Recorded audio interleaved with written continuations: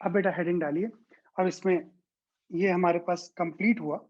अब देखो यार, इसके पास क्वेश्चन है, उनको अटेम्प्ट करिए, आंसर्स कैलकुलेट करिए, बाकी इसमें ऐसा कुछ नहीं है। अब बस इसमें सीरीज और पैरेलल डीके और आता है। ये आपका केमिस्ट्री के पॉइंट ऑफ व्यू से भी इंपॉर्टेंट है, फिजिक्स के पॉइंट ऑफ व्यू से तो यार इंपॉर्टेंट है ही है। हेडिंग डालिए बेटा, सीरीज डीके। दो सीरीज डीके में दो तरीके के केसेस मैं आपको करा रहा हूं। सबसे पहले उसमें सीरीज डीके में डालिए टाइप 1।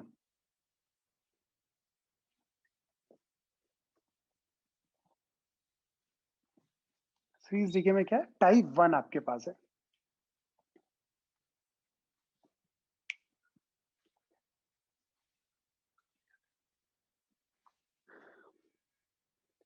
टाइप 1 लिखे और टाइप 1 में क्वेश्चन से हम लोग समझाते हैं इस बात को। हेडिंग डालिए, मतलब क्वेश्चन नोट करिए।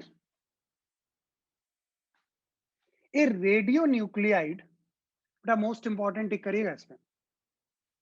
A radio nuclide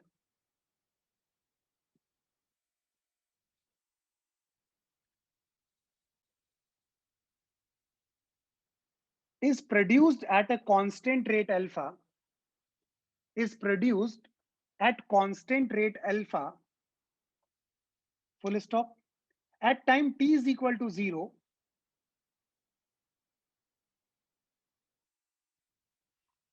number of nuclei are 0,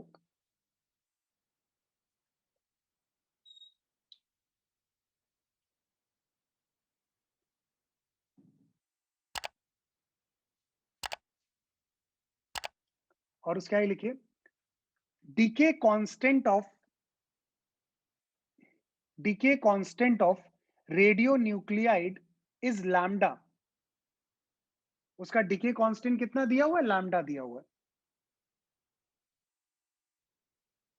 find out,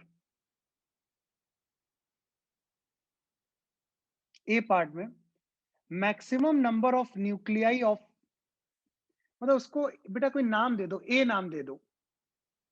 जहां पे मैंने लिखा है ना ए रेडियो न्यूक्लियाइड, उसके ब्रैकेट में लिख लो A, capital A radionuclide capital A. ठीक, तो आपको क्या फाइंड आउट करना है, ए पार्ट में the maximum number of nuclei of A,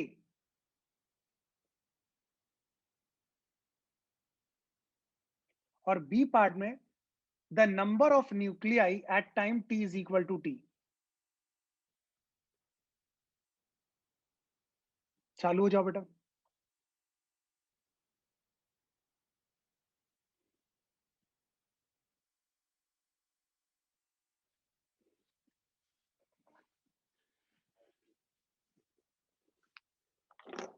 question समझ में आया? यहां पर क्या है कि हमारे पास ए का फॉर्मेशन हो रहा है, और ए फॉर्म हो रहा है आपका इस तरीके से, और ए के फॉर्मेशन होने का रेट कांस्टेंट दिया, वो कांस्टेंट रेट हमने आपको कितना दिया था बेटा, कांस्टेंट रेट कितना दिया था, अल्फा। ये कांस्टेंट रेट, ये अल्फा कांस्टेंट है, इससे इसका फॉर्मेशन हो रहा है। और फिर ए जो है ना एक रेडियो न्यूक्लियाइड है,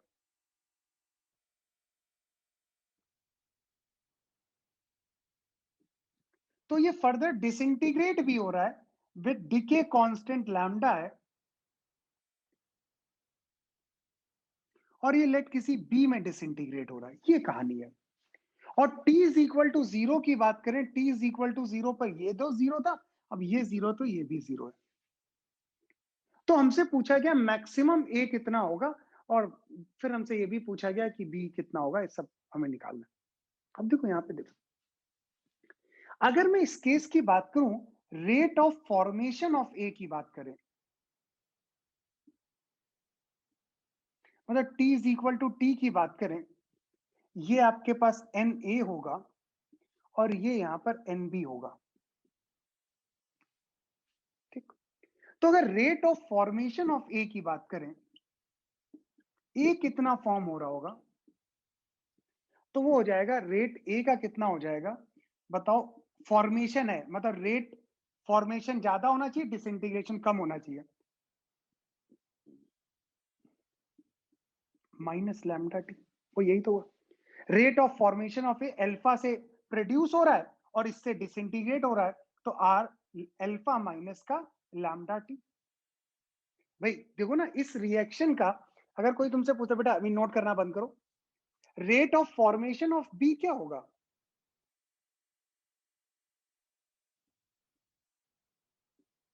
तो हम कहेंगे जितना ए डिसइंटीग्रेट करेगा, तो प्लस का D N B by D T, बताओ वही तो आपके पास क्या हो जाएगा, ए का डिस minus D N A by D T. बताओ वो क्या होता है, रेट अगर मैं बात करूं यहां पर, तो क्या होगा, इसका क्या होगा, लैम्डा इंटू एन ए। बताओ ये तो बेटा यहाँ पे लैम्डा टी नहीं एन ए। भाई D N by D T क्या होता है, लैम्डा इंटू कितना कंसेंट्रेशन है, एन ए। बताओ ये यही तो आया, ध्यान से देखो बेटा सब लोग। तो बी उतना ही फॉर्म होगा जितना ए डिसइंटीग्रेट हो रहा होगा, और ए के डिसइंटीग्रेट ये क्या है, this is the rate of disintegration of A.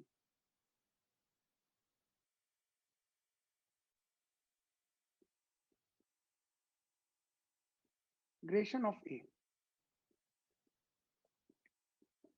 वो ये है एक। अब बताओ अगर ये आपके पास दिया हुआ है, तो बताओ यहां पे अगर मैं बात करूं, तो इस केस में बताओ ये यही तो हुआ आपके पास, यहां पर ये फॉर्म हो रहा है, this is the rate of formation है, ये रेट ऑफ डिसेंट, तो नेट आपके पास ये है, this is the net rate of formation of it, ये नेट रेट है। तो यहां पर अल्फा क्या हो गया, अल्फा हो गया रेट ऑफ फॉर्मेशन।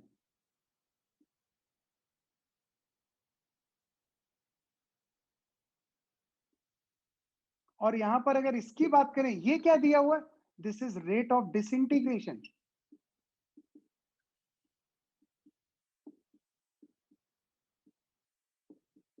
ये रेट ऑफ डिसइंटीग्रेशन है। क्लियर? अब समझते हैं यार।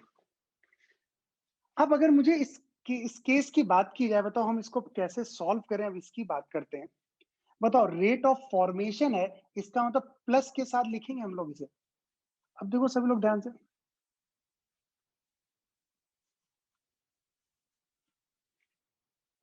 हम अगर इस केस की बात करें, तो मेरे पास आर ए की वैल्यू क्या होगी, फॉर्मेशन बोल रहे हैं, तो प्लस का D N A by D T. बेटा जब मेरी तरफ ध्यान देना, बहुत इंपॉर्टेंट क्वेश्चन है ये, is equal to alpha minus का लैम्डा एन ए। ये हो जाएगा D N A is equal upon alpha minus lambda N A is equal to D T. बताओ टाइम जीरो से टी, और बताओ ये क्या हुआ आपके पास, इनिशियली जीरो था, जीरो से एन ए हुआ, और अगर ये आपके पास है तो क्या हो जाएगा, this is one upon minus lambda L N of alpha minus lambda N A, और लिमिट जीरो से N A is equal to T. बेटा मैं डायरेक्टली डेफिनेशन लिखूं तो a माइनस बी होता, तो आपको पता है alpha minus lambda N A, और डिवाइडेड बाय अल्फा आ जाएगा, और इज इक्वल टू माइनस का लैम्डा टी। तो अगर ये आपके पास हुआ, तो यहां से बताओ Na का फंक्शन क्या होगा, Na आ जाएगा आपके पास, डायरेक्ट लिख रहा हूं मैं, अल्फा बाई लैम्डा इंटू कितना आ जाएगा, वन माइनस ई की power minus lambda into T. बताओ यही तो आ जाएगा Na at T is equal to D. Note करो बेटा पहले सभी लोग।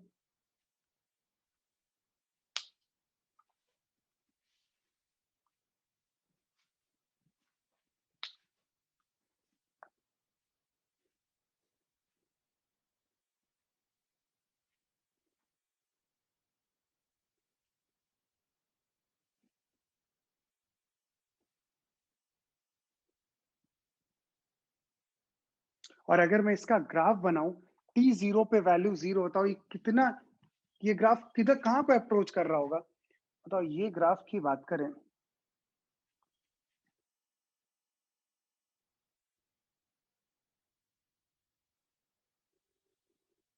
ये Na की बात करें, तो बताओ ये इंफिनिटी पे, ये बताओ इस लाइन को टच करने लगेगा, तो t goes to infinity, Na की मैक्सिमम वैल्यू बताओ कितनी हो जाएगी, बताओ वो अल्फा बाई लैम्डा, पहले ऑप्शन में यही तो पूछा गया था। बात सभी को क्लियर?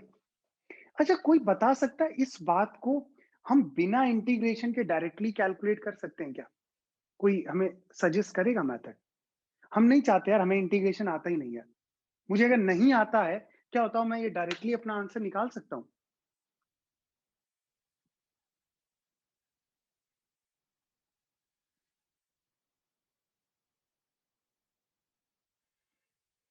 हाँ, देखो मेरे पास अक्षय का बिल्कुल परफेक्ट आंसर है। हम बेटा कैलकुलेट कर सकते हैं। देखो यहाँ पे समझो, एक से फॉर्म हो रहा है और एक डिसइंटीग्रेट हो रहा है। ठीक है ना? बेटा पहले से नोट करो यार, मेरे पास जगह नहीं है, मैं हटाता हूँ उसको। पहले नोट करिए जल्दी से ना।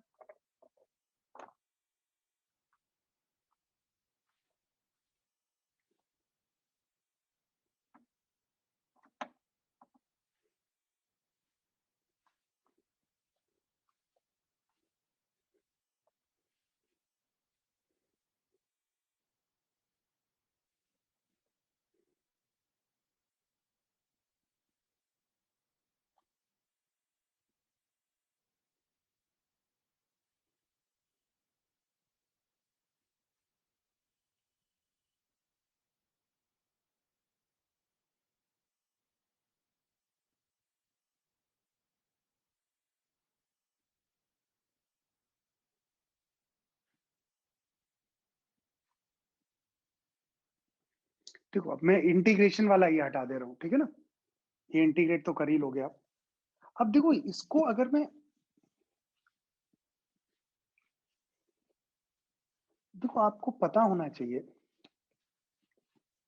अगर मेरे पास कोई भी केस है, कोई भी केस, अगर मेरे पास ये दिया हुआ है, this is the rate of formation of A दिया हुआ है, अगर वो R1 माइनस R2 है, दो रेट है, ये एक्चुअली रेट ऑफ फॉर्मेशन है,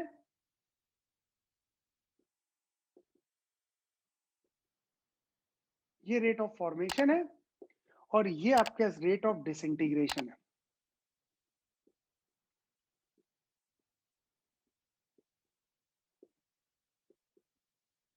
ये है, ठीक है ना?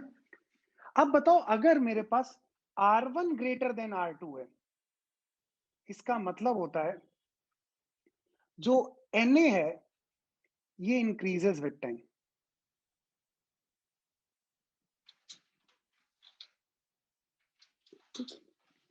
R1 जब ये रेट बराबर हो जाएगा, उस टाइम पर यहां पर Na आपके पास मैक्सिमम होगा,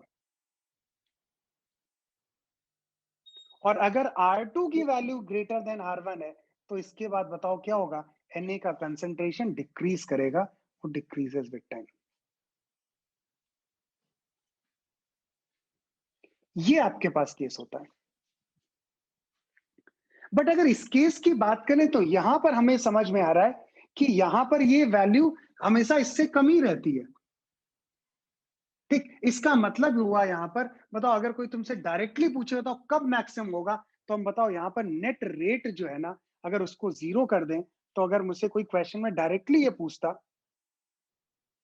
कि इस क्वेश्चन में कब इस ये मैक्सिमम होगा, तो मेरा आंसर सीधा सीधा बताओ क्या होगा? Na अगर मुझे मैक्सिमम चाहिए, फॉर मैक्सिमम Na की अगर मैं बात करूं यहां पर, फॉर मैक्सिमम Na, बताओ डायरेक्टली मैं क्या करूंगा यहां पर? रेट जो है ना उसका जीरो कर दूंगा, that means alpha minus lambda Na zero कर दूंगा। बताओ Na की मैक्सिमम वैल्यू कितनी आ जाएगी? चेक कर लीजिए आप, अल्फा बाई लैम्डा वही तो आया, देख लो।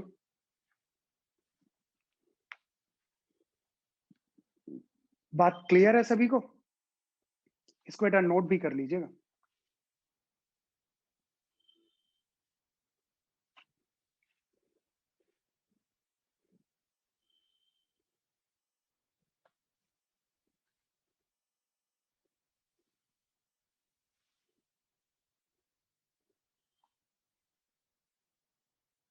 तो बताओ, मैंने वो भी निकाल लिया, मैक्सिमम था वो भी कैलकुलेट कर लिया, और मैंने साथ ही साथ रेट की बात करें तो मैंने फंक्शन भी कैलकुलेट कर लिया। वो फंक्शन हमारे पास क्या आया था? उस फंक्शन की बात की जाए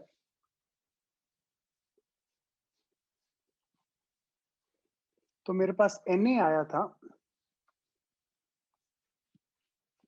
वो Na था आपके पास alpha by lambda 1 minus E की पावर माइनस कितना था लैम्डा टी, ये यही तो था। देख लीजिए सभी लोग।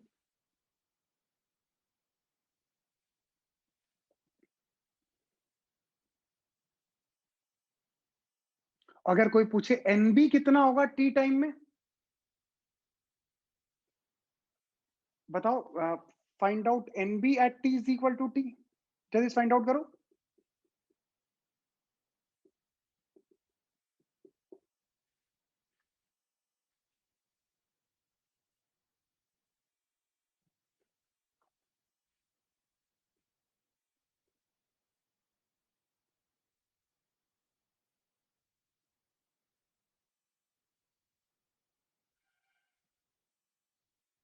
जल्दी से एनबी बताइए।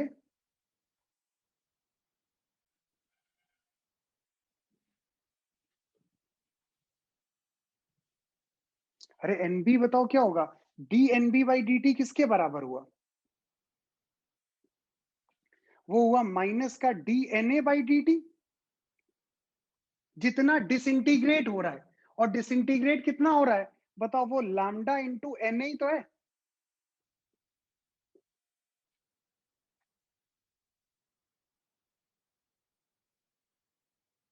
यही तो हुआ आपके पास। तो यहां पर अगर मैं बात करूं तो बताओ ये हमारे पास क्या होगा, यहां से हम लिखेंगे D N B by D T, lambda into N A की वैल्यू क्या हो गई, वो alpha by lambda 1 minus E की power minus lambda T, lambda से लैम्डा कैंसिल आउट हो गया। बताओ ये कितना आ गया आपके पास, ये आपके पास आया D N B by D T, ये आ जाएगा अल्फा इंटू 1 माइनस ई की power minus lambda T into D T, integrate करेंगे 0 से टी, और ये 0 से एन बी। बताओ इसी से तो एन बी आएगा, हाँ या ना। यार मैं कहूं ना तो मुझे तो ये बहुत घटिया मेथड लग रहा है यार, कोई और मुझे सजेस्ट करेगा कोई और मेथड। मतलब इसमें तो ऐसे बिल्कुल फील ही आ रही कि बिल्कुल मैथ्स लगाने में जुट गए हम लोग, मतलब फिजिक्स का कोई लेना ही देना नहीं। कोई और तरीका, पर तो आंसर करो यार, अब थोड़ी इंटरेस्टिंग इंपॉर्टेंट चीजें हैं यार।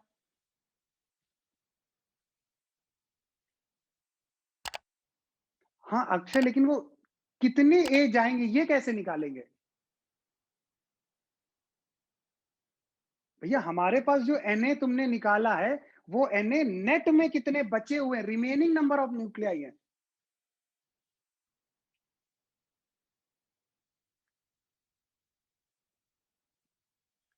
देखो मेरी तरफ बेटा ध्यान दो, माइक ऑफ करो बेटा। देखो बेटा समझो सभी लोग, हमारे पास जो आप लोग जब डेफिनेशन पे गोल होगे ना अपने आप लटक जाओगे। तुम्हारे पास जो तुमने Na निकाला है, Na is equal to alpha by lambda 1 minus E की पावर लैम्डा टी, ये क्या है, this is the number of nuclei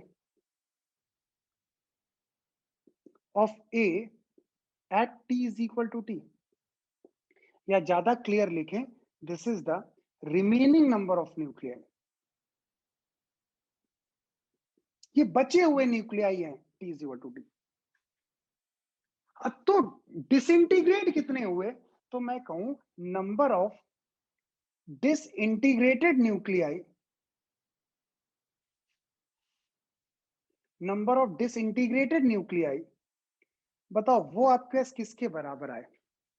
number of disintegrated nuclei की बात करूं, बताओ वही तो number of nuclei of A है at T is equal to T, A नहीं न्यूक्लियाई ऑफ बी, जितने number of disintegrated nuclei of A, बताओ वही तो number of nuclei of B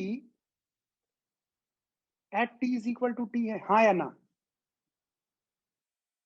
अब बताओ अगर मेरे पास ये कांस्टेंट रेट से आ रहा है तो टी टाइम में उसने कितने ए फॉर्म कर दिए होंगे? Alpha T. अरे टी टाइम में भूल जाओ, अभी इधर वाली रिएक्शन कोई रिएक्शन हो भी रही है तो अगर ये कांस्टेंट रेट से आता है तो टी टाइम में कितने ए होते हैं हमारे पास? Alpha T. और कितने बचे हुए हैं हमारे पास? N A. तो कितने निपट गए आगे के लिए? तो alpha T minus N A कर दो यार। जीरो क्यों कर रहे हो भाई? तो ये वैल्यू क्या हो गई? अल्फा टी और minus alpha by lambda into 1 minus E की power minus lambda into T. बताओ यही तो एन बी हुए, हाँ या ना? बोलो बच्चा लोग।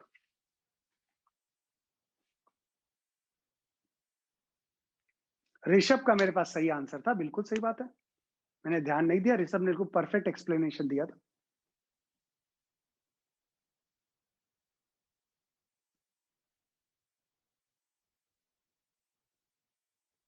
पक्का ना? चलिए नोट करो। अब देखो इसी में एक क्वेश्चन और दे रहा हूं।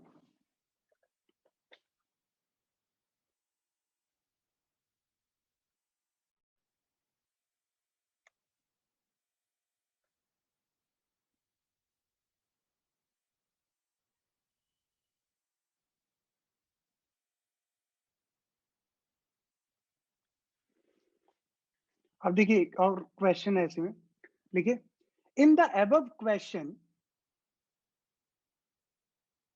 नोट करो बेटा सभी लोग, in the above question if each decay produces E naught energy, if each decay produces E naught energy,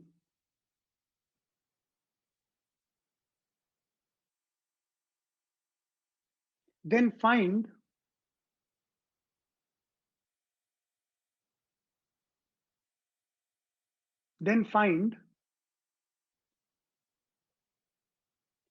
A part में power produced at time t is equal to t, power produced at time t is equal to t,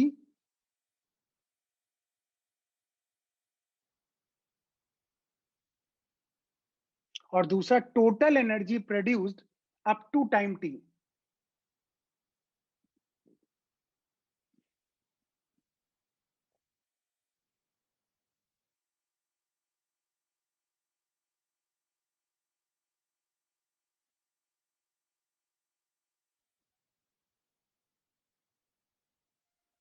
जल्दी से मुझे answer बताइए बेटा सभी लोग, quickly. Power चाहिए और टोटल एनर्जी जो है ना आपकी, कितनी total released energy up to time T.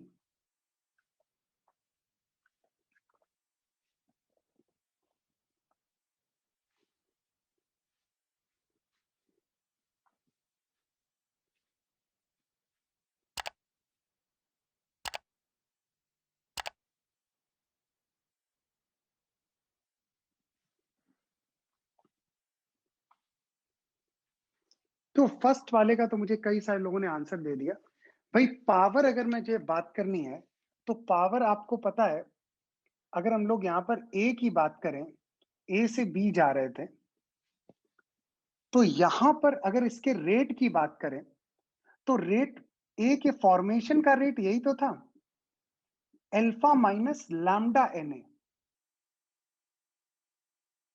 तो ये जो लैम्डा एन ए है यही तो रेट ऑफ डिसइंटीग्रेशन है।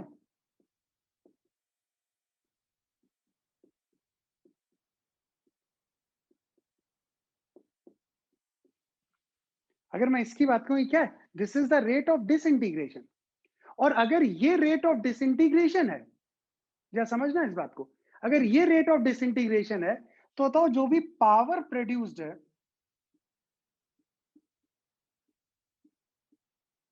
वो हर के साथ ई नॉट है, तो E naught into rate of disintegration ही तो हुआ। तो रेट ऑफ डिसइंटीग्रेशन बताओ लैम्डा इंटू एन ही हो गया, यही तो हुआ।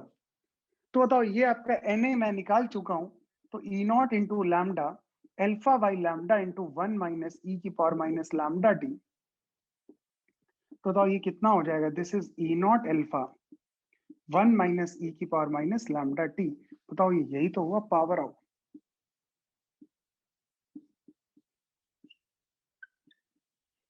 पावर प्रोड्यूस्ड की बात करें, बताओ वो यही तो हुई।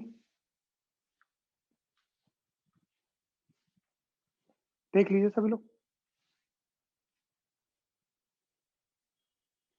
और अगर अब वो हमसे पूछता है टोटल एनर्जी कितनी प्रोड्यूस हुई, तो ई टोटल हमारे पास क्या हो जाएगा, पावर पता है, बताओ वो क्या हो जाएगा, P इंटू डी टी। सी को तो इंटीग्रेट कर दें 0 से T, बताओ ये कितना हो जाएगा, this is E naught into alpha into 1 minus E की power minus lambda T into D T. बताओ इसी को तो इंटीग्रेट कर दें 0 से T, बताओ यही तो ई टोटल आ जाएगा, हाँ या ना।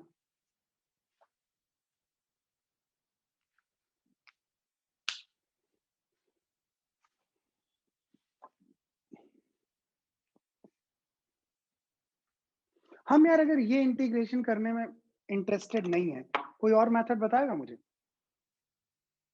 मैं नहीं यार इतना इंटीग्रेशन अभी करना चाहता, कोई और मेथड।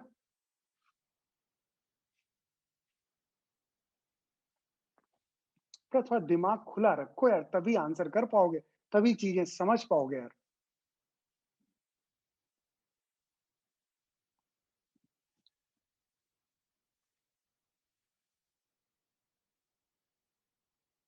बेटा ये ईबी क्या है, अक्षय।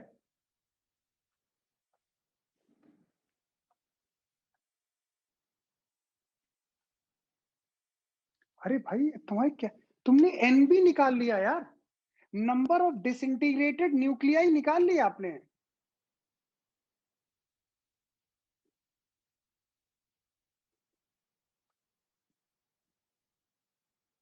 देखो ध्यान, नंबर ऑफ डिसइंटीग्रेटेड न्यूक्लियाई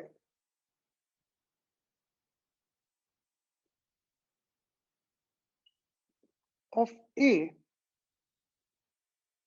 बताओ वो till T is equal to T, बताओ वो कितने डिसइंटीग्रेटेड है, बताओ अल्फा टी माइनस का alpha by lambda 1 minus E की पावर, इतने अगर डिसइंटीग्रेट हुए, और हर डिसइंटीग्रेशन के साथ बताओ क्या है आपके पास, ई नॉट एनर्जी है, तो टोटल एनर्जी प्रोड्यूस बताओ कितनी हो जाएगी।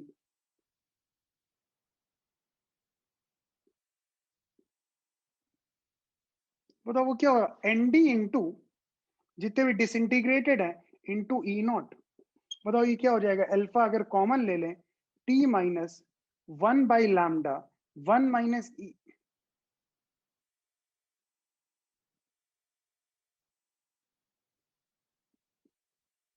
इंटू ई नॉट, बताओ वो यही तो हुआ, पक्का, खुद करो।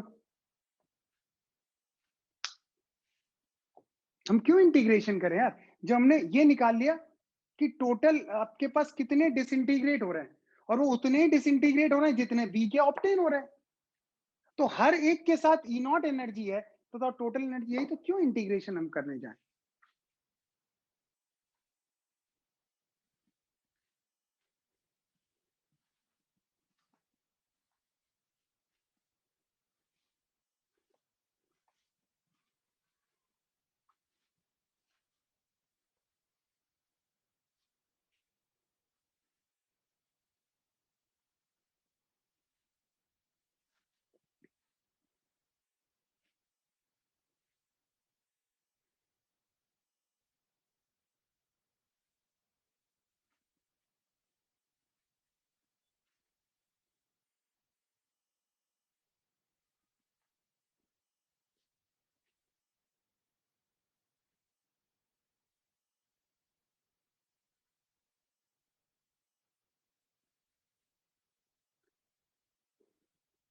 चले, अब देखो इसी में दूसरा केस बताते हैं, इसी में टाइप 2 में आइए बेटा, हेडिंग डालिए टाइप 2।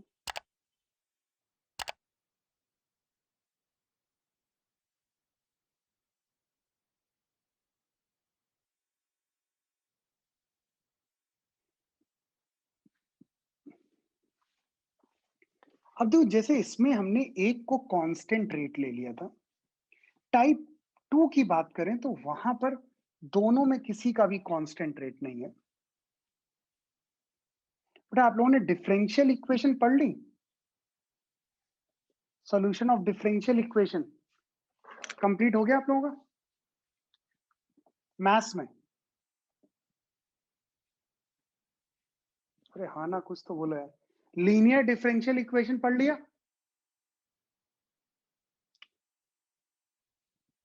देखो टाइप 2 की बात करें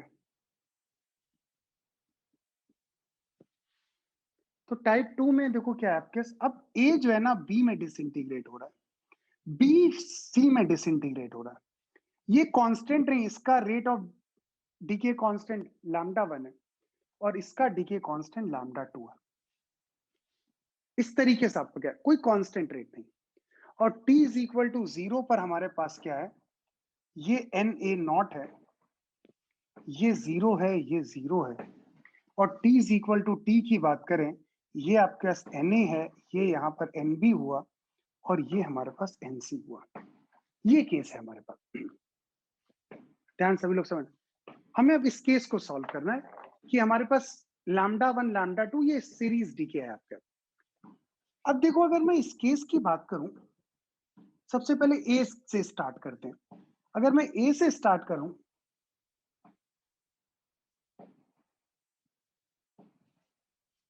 तो क्या हो जाएगा, माइनस का ए की होगा rate of disintegration of A. बताओ वो क्या होगा, लैम्डा इंटू एन ए। यार ये डिफरेंशियल इक्वेशन का तो सॉल्यूशन मुझे पता ही है, डायरेक्टली लिख देंगे। एन ए का क्या हो जाएगा, N A is equal to N A naught E की power minus lambda T. A का आ गया।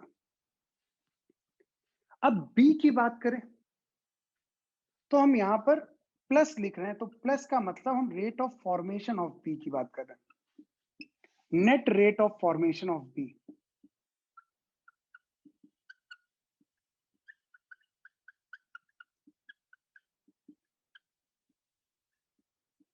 Net rate of formation of B. अब बताओ D N B by D T की अगर बात करें तो बताओ D N B by D T बताओ क्या हो जाएगा। वो आप क्या बताओ, ए कितना डिसइंटीग्रेट हुआ, लैम्डा 1 एन ए। ये इतना फॉर्म होना चाहिए, लेकिन साथ ही साथ बताओ ये भी तो डिसइंटीग्रेट हो गया भाई। ये हुआ, बताओ अगर मैं इसकी बात करूं, इसका रेट ऑफ डिसइंटीग्रेशन बताओ क्या होगा। वो बताओ क्या, मैं ये लैम्डा 1 इंटू एन ए तो इसका फॉर्मेशन हुआ, और माइनस का लैम्डा 2 इंटू क्या लिख, लैम्डा 1 इंटू, भाई देखो ये हुआ, ये लैम्डा 2 इंटू क्या एन बी, यही तो हुआ। देख लो यार सभी लोग, भाई ए का फॉर्मेशन क्या हुआ, वो जितना ए डिके किया वो उसका फॉर्मेशन हुआ। बात कर, अब अगर बी की बात करें तो बताओ बी का अगर कंसेंट्रेशन एन बी है तो बताओ बी कितना डिके हुआ होगा, लैम्डा 2। तो बताओ वो क्या हो गया, माइनस लैम्डा 2 एन बी। तो ये बताओ किसकी इक्वेशन हो गई, ये बी की इक्वेशन हो गई। और सी की बात करें, सी तो फॉर्म हो रहा है, सी डिसइंटीग्रेट हो ही नहीं रहा है, D N C by D T. बताओ ये किसके बराबर हो जाएगा, बताओ ये तो सीधे लैम्डा 2 एन बी के बराबर ही होगा। अब आप लोग कह रहे हो कि आप लोगों ने डिफरेंशियल इक्वेशन पढ़ लिया है, तो जल्दी से बेटा ये वाला ये सॉल्व करिए क्विकली। इस डिफरेंशियल इक्वेशन को सॉल्व करो।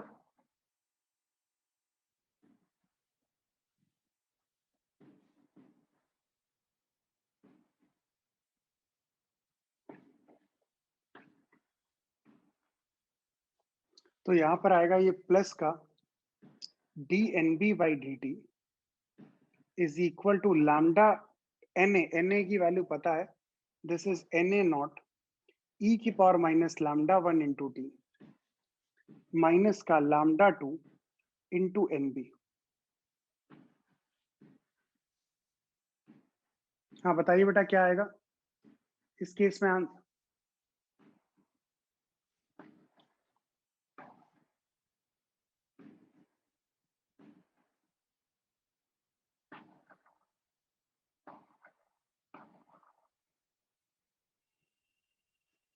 क्या कितने लोग सॉल्व कर रहे हैं या डायरेक्टली मैं लिख दूं आंसर, कितने लोग सॉल्व कर रहे हैं।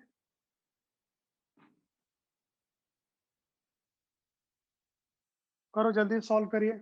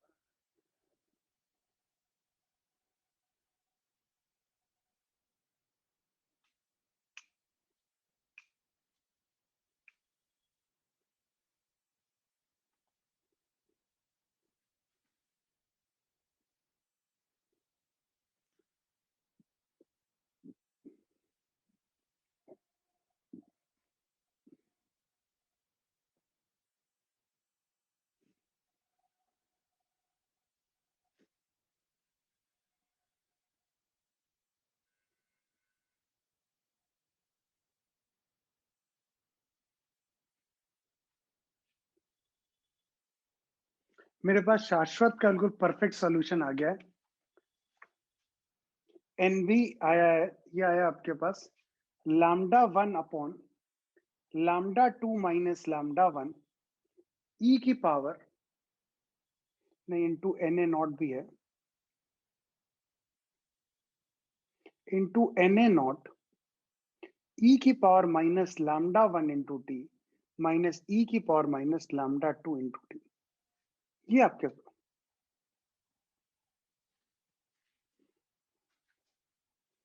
अब बताओ एक बार अगर एन भी आ गया जल्दी से बेटा लास्ट इक्वेशन सॉल्व कर रहे हो मुझे। D N C by D T क्या हो जाएगा लैम्डा 2 इंटू एन बी। तो ये हो जाएगा lambda 1 lambda 2 upon lambda 2 minus lambda 1 into N A naught E की power minus lambda 1 T minus E की power minus lambda 2 into T. जल्दी सॉल्व करिए।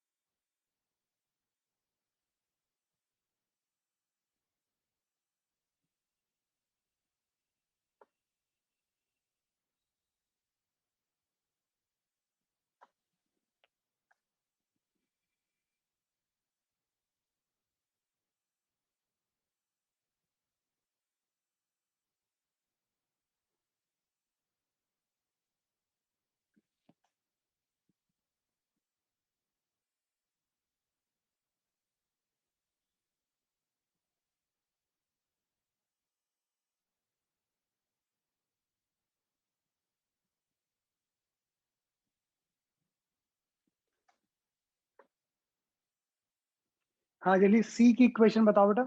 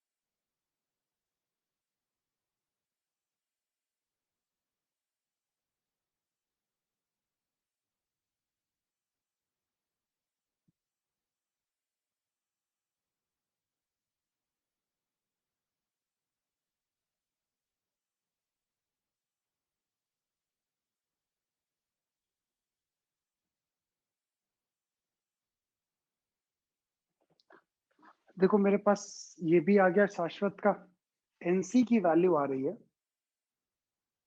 इज इक्वल टू 1 प्लस ये आ रही है ये एन ए नॉट है बाहर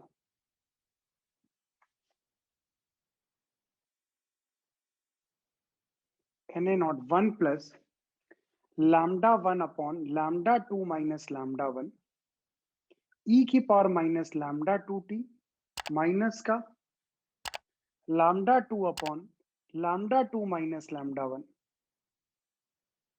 ई की power minus lambda 1 into T. Check कर लो बेटा।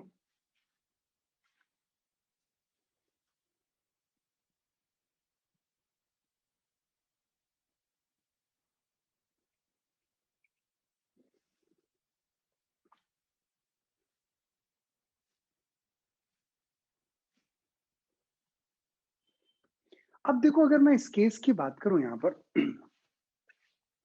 तो अब इस केस को जरा समझिए सभी लोग इसमें होगा क्या यहां पर।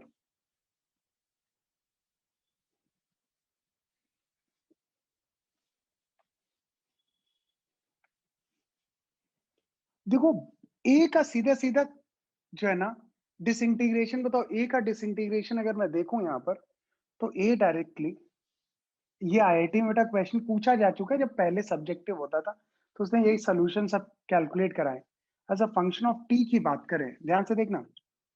अगर मैं ए की बात करूं ए एन ए नॉट है ए तो बताओ क्या होगा चुपचाप ये इस तरीके से डिक्रीज होता चला जाएगा।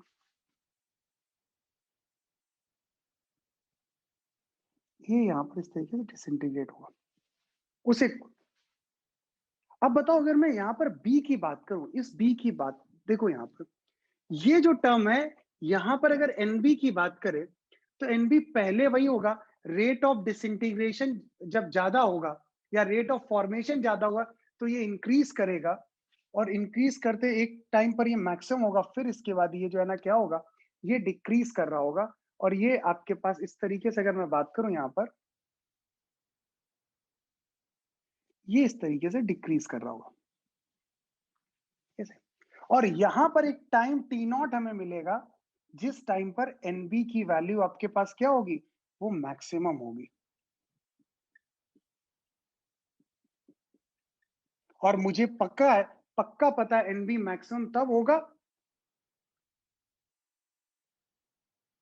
For NB maximum. अभी मैंने आपको बताया मैक्सिमम कब होता है, जब आपके पास D N B by D T की वैल्यू जीरो होगी। और D N B by D T की वैल्यू जीरो होने का मतलब ये आपका क्या हो जाएगा, this is lambda one N A should be equal to lambda two N B. मतलब जो रेट ऑफ फॉर्मेशन होगा वही रेट ऑफ डिसइंटीग्रेशन।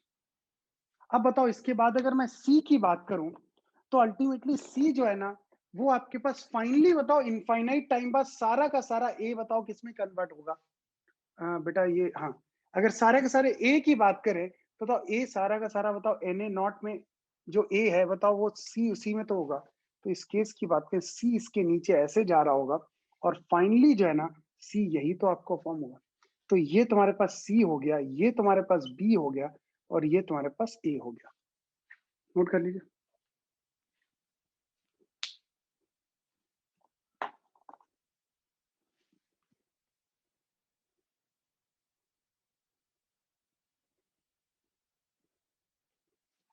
सभी लोग बेटा जल्दी से फाइंड आउट करो, वो टाइम बताओ जब आपके पास एनबी मैक्सिमम होगा।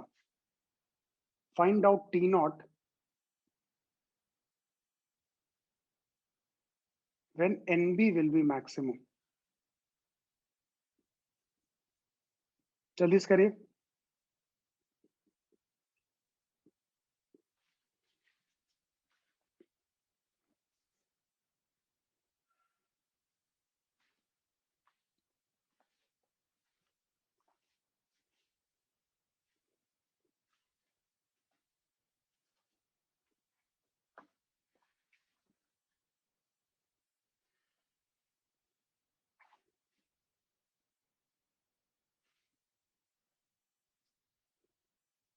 भाई अगर एनबी को मुझे मैक्सिमम निकालना है तो उसके लिए क्या करना पड़ेगा, फॉर मैक्सिमम एनबी।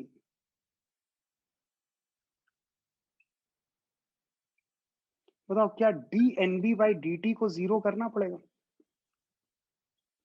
अगर D NB by D T को जीरो करेंगे तो बताओ ये क्या हो जाएगा, ये कांस्टेंट है lambda one upon lambda two minus lambda one.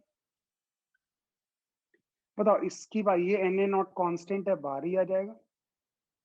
इसको करेंगे माइनस का लैम्डा वन इंटू ई की power minus lambda one T, minus of minus lambda two into E की power minus lambda two into T. बताओ इसी को उठा के तो जीरो कर देंगे। देख लो यार सभी लोग। तो अगर इसको मैं जीरो कर रहा हूं तो बताओ ये क्या आ जाएगा आपके पास,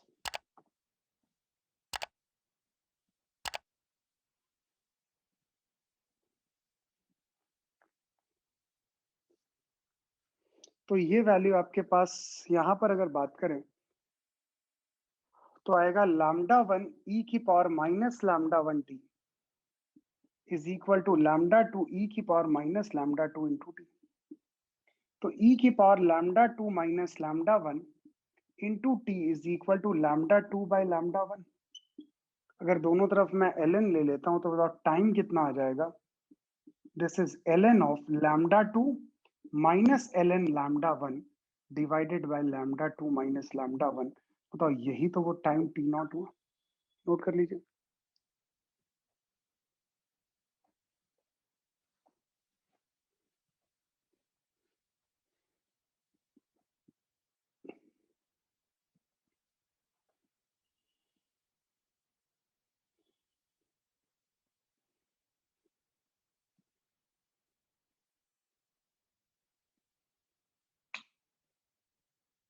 बात क्लियर है ना? नोट करिए।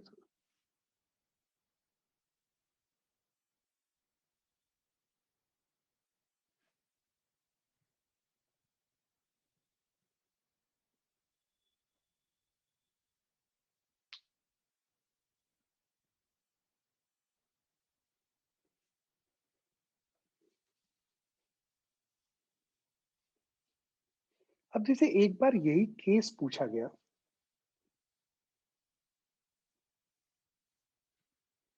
ये आपको केमिस्ट्री में भी कराया गया होगा ना ये केस? तो आपको केमिस्ट्री में केस कराया गया है? रेडियो एक्टिविटी में, सीरीज डीके में।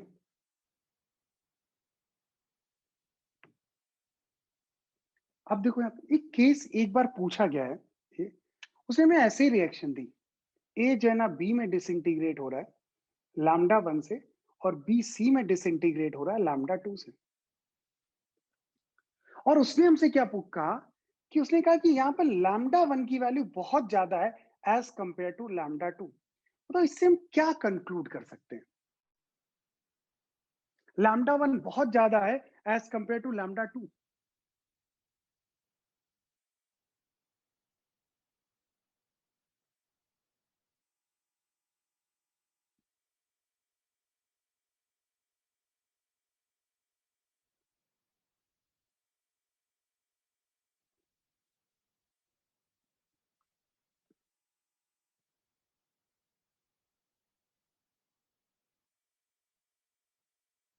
हाँ बेटा, देखो इसका मतलब समझिए, इसका लैम्डा 1 अगर बहुत ज्यादा हो गया तो एक तरीके से इसका टी हाफ, 1 का टी हाफ, ये हाफ लाइफ की बात करें, इसकी हाफ लाइफ बहुत कम हो गई as compare to two. Half life बहुत कम है तो तुरंत ये किसमें डिसइंटीग्रेट हो जाएगा? ये बी में डिसइंटीग्रेट हो जाएगा। मतलब एक क्विकली बी में डिसइंटीग्रेट हो गया, तो हम कह सकते हैं यहां पर जो एनबी का इनिशियल कंसंट्रेशन होगा, वो बताओ नियरली इक्वल टू, बताओ क्या NaI के बराबर हो जाएगा?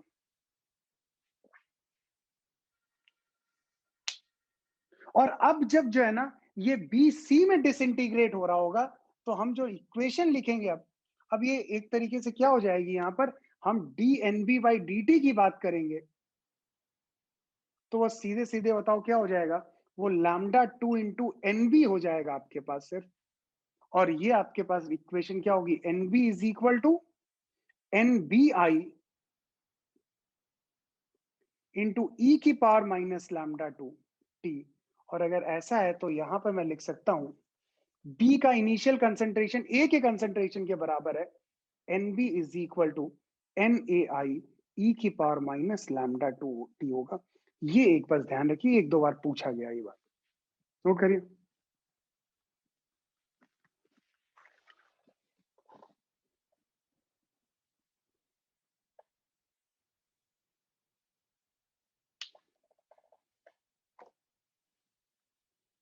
मतलब ये ए से बी का फॉर्मेशन, हम वो ऑलमोस्ट इंस्टेंटेनियस रिएक्शन होगी।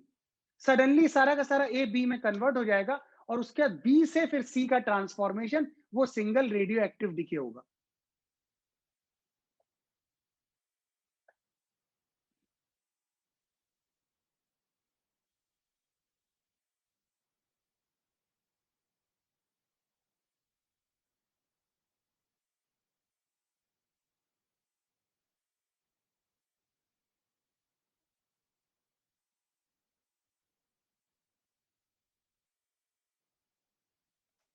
लीजिए बेटा, इसमें मीनिंग लिख लीजिए इसका।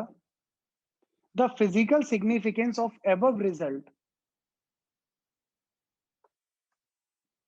The physical significance of above result is that is that parent nuclei A, parent nuclei A almost instantly transform,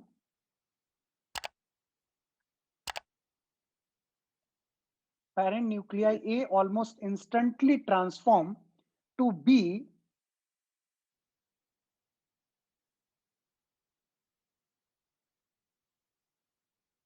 then B slowly decays to C.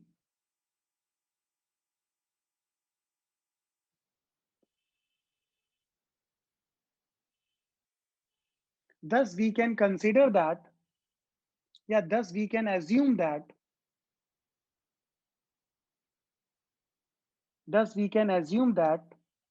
at t is equal to 0,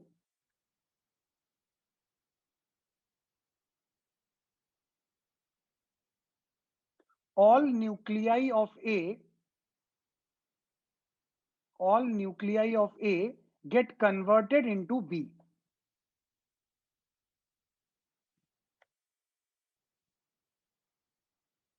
And therefore, this reaction has become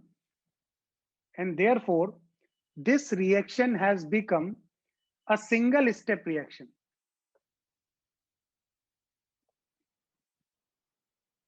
A single step reaction.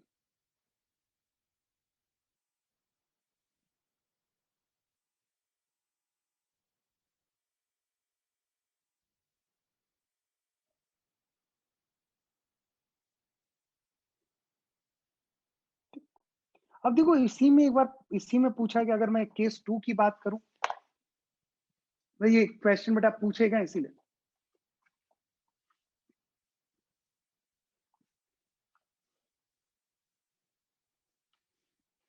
Case 2 उसने क्या लिया, उसने कहा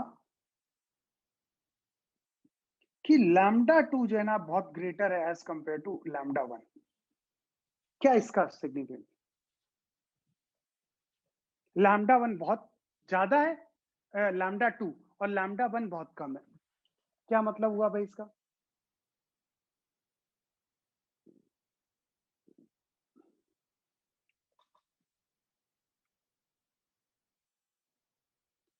अब हम लोग इस case में ऐसा मान सकते हैं कि भाई यहां पर क्या होगा, अब जो बी से सी का फॉर्मेशन होगा, भाई लैम्डा 2 की वैल्यू ज्यादा हो गई तो बताओ उसका हाफ लाइफ क्या बहुत कम हो गया?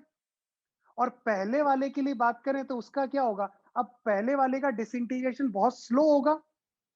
तो हम यही तो मान सकते हैं ए जो है ना ऑलमोस्ट क्या रहेगा, कांस्टेंट रहेगा।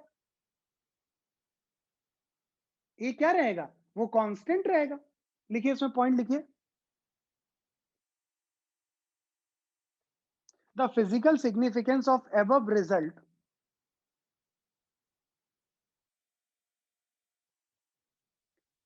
is that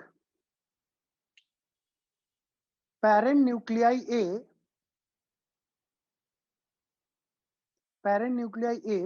can be assumed to remain Na naught for a reasonable period of time.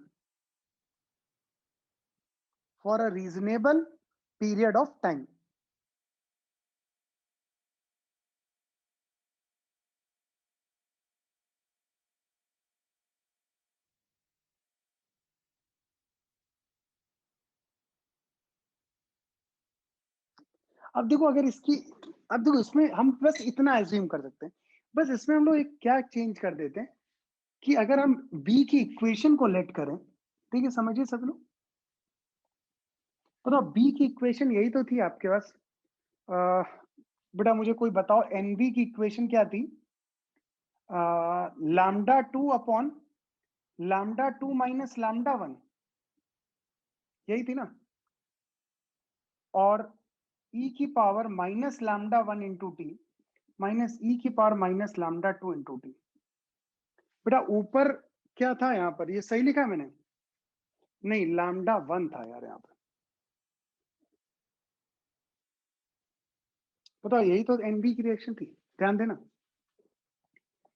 अब देखो अगर मैं इस केस की बात करूं तो इसको एनबी को बताओ हम लोग क्या लिख लेते हैं, दिस इज, ये आ जाएगा Na not, this is lambda 2 by lambda 1 minus 1 e की power minus lambda 1 T minus e की power minus lambda 2 into T.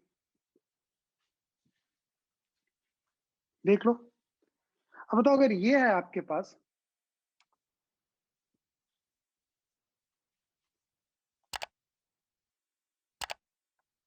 तो अगर लैम्डा 2 लैम्डा 1 से ज्यादा है तो ये ग्रेटर देन 1 बहुत, बताओ इसको हम जीरो मान सकते हैं। तो बेसिकली ये मेरे पास सिंप्लीफाइड रिएक्शन आ जाती है, एनबी इज इक्वल टू, बताओ ये क्या हो जाएगा, lambda 1 upon lambda 2 N A naught. अब बताओ अगर मैं यहां पर बात करूं तो मेरे पास लैम्डा 2 की वैल्यू बहुत ज्यादा है, तो ई की पावर लैम्डा 2 इंटू टी आपके पास ये आएगा। तो इसमें से हम किसी को हटा पाएंगे यहां पर? भाई ये देखो, ये इसमें से देखो एक आएगा ई की power lambda 1 T minus E की पावर लैम्डा 2 इंटू टी। तो अगर मैं इस केस की बात करूं तो अगर मेरे पास लैम्डा 2 की वैल्यू बहुत ज्यादा है तो मेरे पास बस हम इतने ही, इसमें बहुत ज्यादा तो नहीं हो पाएगा। तो ये अल्टीमेटली मेरे पास इतना हम कर पाएंगे यहाँ पर। मैथमेटिकल अगर बात करें तो ये आ जाएगा, ये वैल्यू तो आपके पास वही आ जाएगी यहाँ पर, ये बहुत स्मॉल है। अच्छा देखो कर तो सकते हैं यार हम लोग। बताओ ये वाली वैल्यू बहुत स्मॉल हुई आपके पास, तो नहीं इसको, ये इसमें कोई ज्यादा कलाकारी नहीं, ये आपके पास यहाँ बस इतना ही लिखो। वो फिर क्वेश्चन में गिवन होगा तब हम उसको कर पाएंगे। अदरवाइज बस इस केस में हम यही कह सकते हैं कि ए का जो कंसंट्रेशन होगा वो ऑलमोस्ट कांस्टेंट होगा फॉर मतलब एक फाइनाइट टाइम के लिए।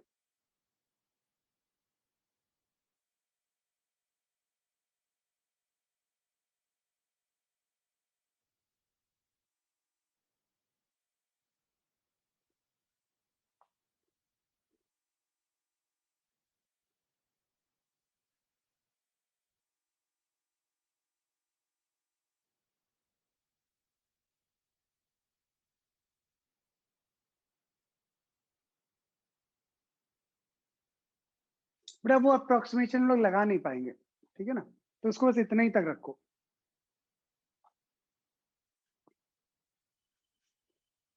बाकी जब वो क्वेश्चन में होगा तो उसके अकॉर्डिंग चेंज कर लेंगे। तो ये हमारे पास सीरीज डीके के दो केसेस हो गए। एक केस हमने वो कराया जहां पर आपके पास कांस्टेंट था, और एक केस ये कराया जहां पर ये से बहुत सारे केसेस हुए। और ये मेनली यार थोड़ा मैथमेटिकल पार्ट है, हमें डिफरेंशियल इक्वेशन आपको सॉल्व करना आता है तो तुरंत के तुरंत हम लोगों ने सॉल्व भी कर ली इक्वेशन, ठीक। अब देखिए ध्यान दीजिए, ये हो गया हमारा सीरीज पूरा कंप्लीट हुआ। अब हेडिंग डालिए, लास्ट है आपका पैरेलल कॉम्बिनेशन। हेडिंग डालिए पैरेलल कॉम्बिनेशन। अब देखो अगर पैरेलल कॉम्बिनेशन की बात करें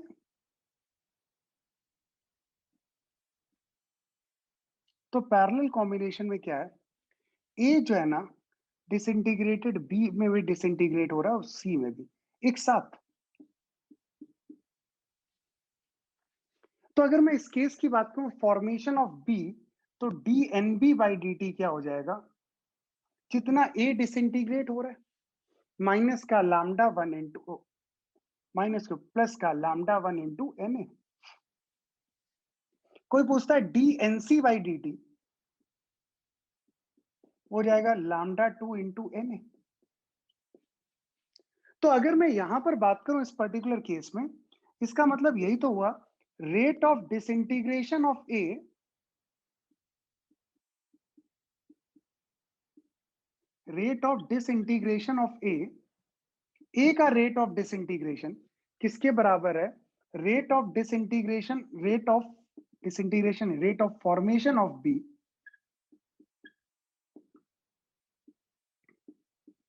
और प्लस का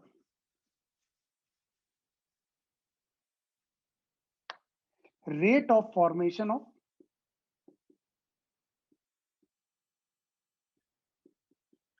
ऑफ सी। बी का फॉर्मेशन और सी का आपके पास फॉर्मेशन, वो यही तो हुआ। अब देखो अगर इस पर्टिकुलर केस की अगर मैं बात करूं तो rate of disintegration of A minus का D N A by D T is equal to plus का D N B by D T plus का D N C by D T और माइनस का D N A by D T. बताओ अगर इसका मैं एक इफेक्टिव लैम्डा लूं तो बताओ वो क्या हो जाएगा, lambda effective into N A is equal to lambda 1 into N A plus का लैम्डा 2 इंटू एन ए। तो बताओ अगर इस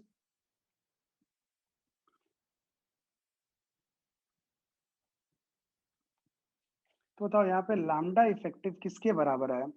इज इक्वल टू λ1 प्लस λ2। अगर लैम्डा इफेक्टिव में ये रिलेशन आया तो बताओ इसकी हाफ लाइफ में रिलेशन क्या होगा? इसे ln2 अपॉन टी इफेक्टिव की बात करेंगे is equal to ln2 by T1 plus ln2 by T2। तो 1 अपॉन टी इफेक्टिव किसके बराबर आ जाएगा? This is 1 by T1 plus 1 upon T2। Note करिए।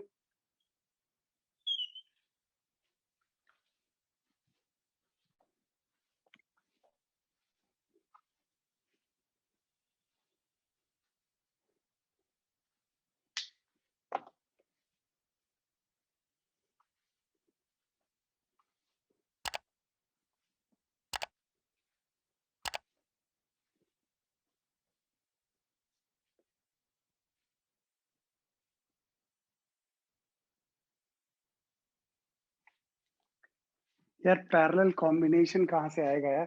पैरेलल डिके भाई।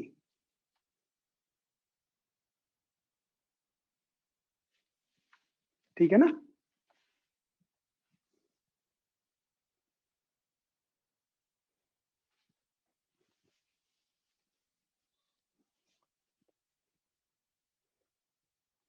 देखो पैरेलल डिके की बात करें ना, इस पे जो क्वेश्चंस आते हैं ना, हमें यार ये क्लिक नहीं करता है कि वो पैरेलल है या नहीं। तो ये थोड़ा समझना पड़ेगा। कोई भी डिके दिया वो पैरेलल है या वो सीरीज है, इसमें थोड़ा आपको दिमाग लगाना पड़ेगा। तो एक क्वेश्चन देता हूँ, फिर आपको चमकेगा क्या। अब मैं तो क्वेश्चन दे रहा हूं तो आपको कहीं ना कहीं लगेगा ही ये पैरेलल का क्वेश्चन है।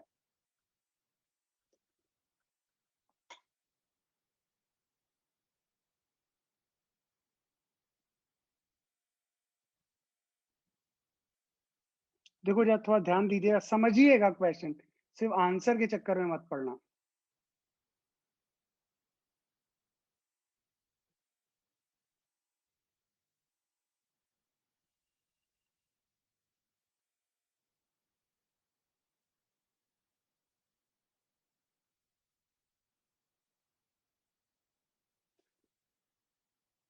कहाँ भाग गया यार क्वेश्चन?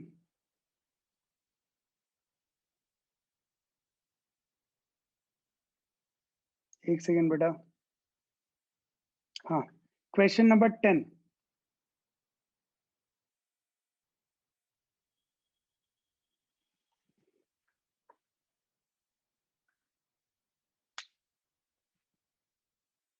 क्वेश्चन नंबर 10, जल्दी से अटेम्प्ट करो, मुझे एग्जैक्ट आंसर चाहिए।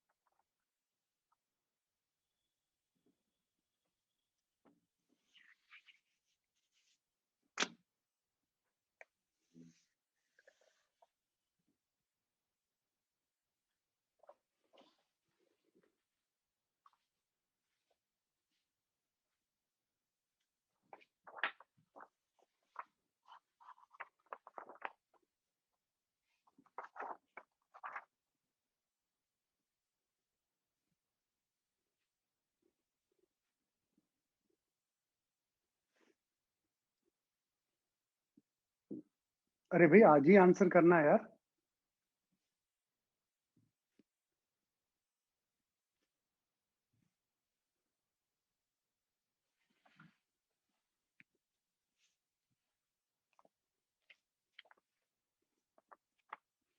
जिन लोगों ने भी आंसर किए बेटा फिर से चेक करो, गलत है आंसर।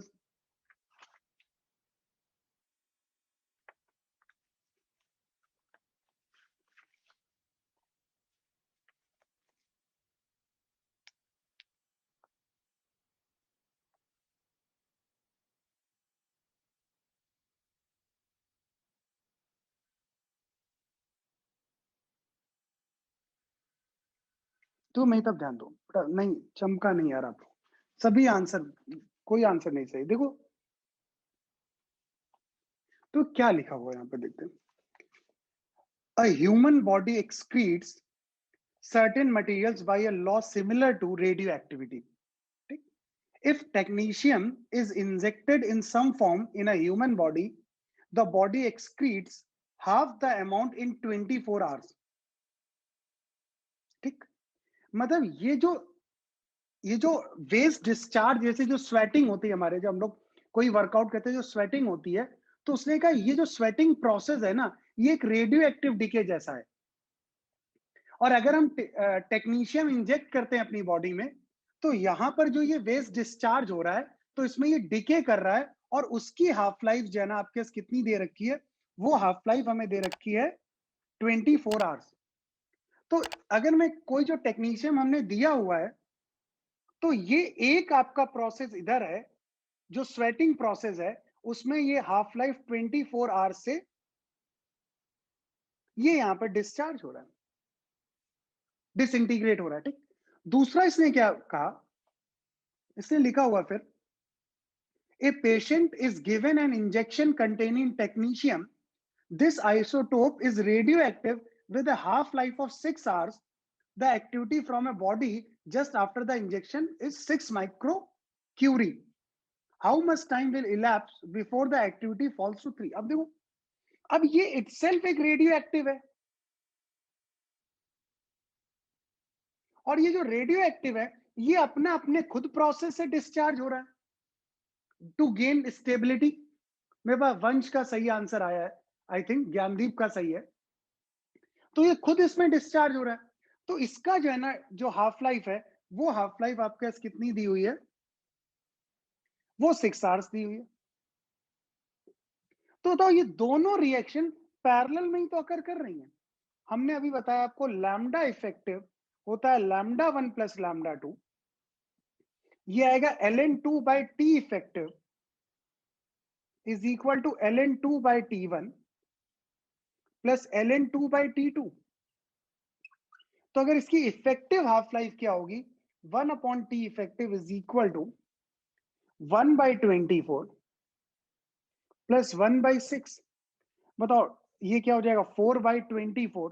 तो टी इफेक्टिव कितना आ गया, 24/5 कितना आएगा, 5 4 जा 20, 4.8 जो है ना आवर्स। बताओ वो यही तो आंसर हुआ, नोट कर लीजिए। बात सभी को क्लियर है?